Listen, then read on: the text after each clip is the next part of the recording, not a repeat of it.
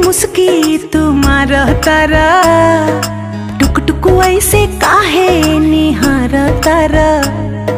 देखतनी मीठी मीठी मुस्की तुम्हार तारा, टुक टुक ऐसे काहे निहार तारा।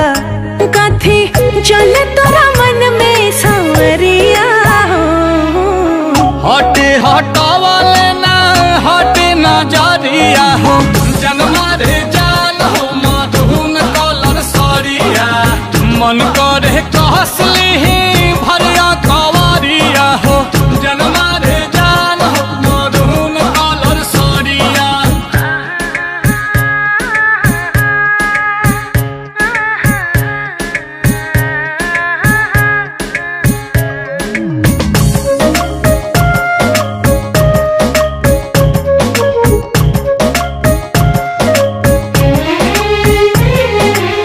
बिजली टूठा हो तारू दिलवा प हमारा हो, अपन डोलाई के कमरिया।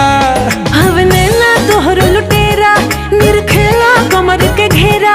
उठे अजब गजब के नासा, जनी ऐसे मतिया फेरा। सच हाँ के करेला मस्करिया हो, लागल बा फालती को लहरे झलरिया हो।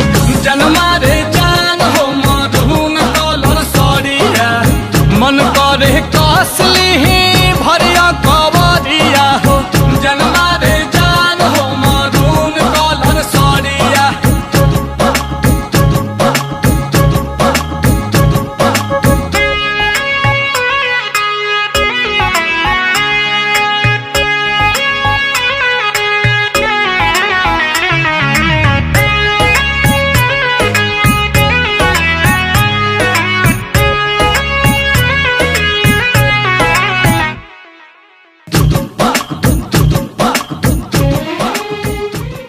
हटे हटावले ना हटे नजरिया हो।